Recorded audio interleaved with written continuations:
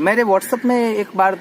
एक मैसेज आया था और उसमें बताया गया कि भगवान शिव के ऊपर जो भी बिल्व दल चढ़ते हैं उस बिल्व दलों को फिर वापस ले लेना है और वापस लेकर उसको आयुर्वेद के रूप में उपयोग किया जाए तो अलभ्य फल देने वाला बनता है। लेकिन यहाँ पे शास्त्र की मर्यादा को जानना बहुत ही आवश्यक है।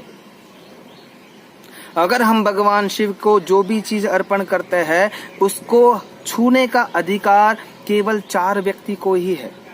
उसके अलावा और कोई उसमें हिस्सेदार नहीं हो सकता। इसलिए ये जो मैसेज है मैं किसी का खंडन नहीं कर रहा हूँ, लेकिन एक जागृति देने का प्रयत्न करूंगा कि अगर आप भगवान शिव के ऊपर बिल्व दल चढ़ा रहे हो या अर्पित कर रहे हो या उनके ऊपर स्थापित कर रहे हो या उनको दे रहे हो,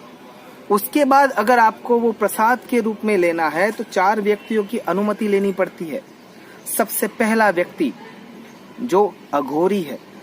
या साधु है या सत्पुरुष जो जिसने संसार का त्याग कर दिया है, वो ही भगवान के ऊपर से सीधे सीधा बिल्व दल ले सकता है और उसके हाथ को छूने के बाद भी गंगा जल से उसको स्नान कराने के बाद आप उस बिल्व दल का इस्तेमाल कर सकते हैं। दूसरा व्यक्ति, पहले हुए जो अघोरी साधु है वे,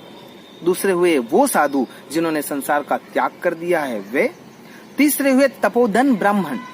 ब्राह्मणों में भी बहुत सारे प्रकार होते हैं, जैसे कि मैं अवधूत सहस्त्र का ब्राह्मण हूँ,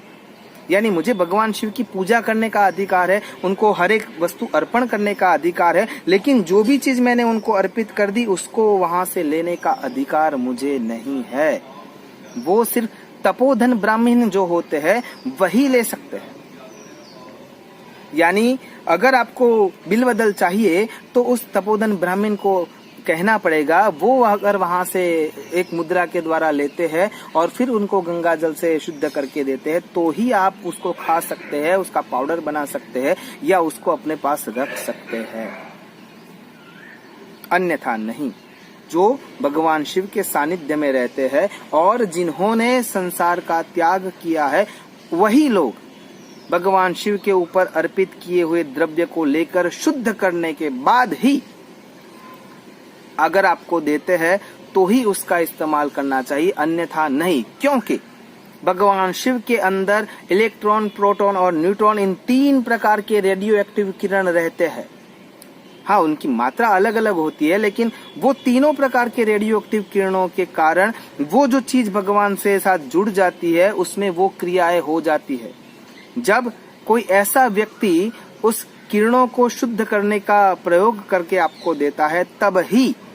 आपको उनका इस्तेमाल करना चाहिए। शास्त्र में उसका एक और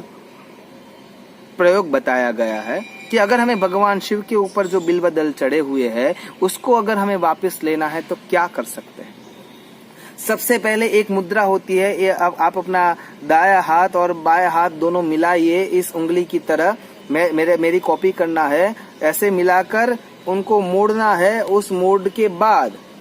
जब आप पूरा यूं मोड़ देते हैं और पहली उंगली के द्वारा आप एक मुद्रा बनाएंगे, उस मुद्रा के द्वारा ही भगवान शिव के ऊपर से वो बिल्व दल लिया जाता है, तब तक नहीं। और उस बिल्व दल का इस्तेमाल भी आपको गंगा जल को छिड़क कर ही, शुद्ध कर ही करना चाहिए, अन्यथा नहीं। और उससे आगे की बात, अगर हमारे पास शालिग्राम शिला है, शालिग्राम शिला में काम, अगर वो शालिग्राम शिला है तो भगवान शिव के ऊपर नवार्ण मुद्रा, इस मुद्रा का नाम है नवार्ण मुद्रा, उस नवार्ण मुद्रा के द्वारा ही लेकर ही फिर उस बिल्व दल को भगवान शालिग्राम के ऊपर अर्पित कर देना है और उस अर्पण के बाद ही आप फिर उसका इस्तेमाल कर सकते हैं।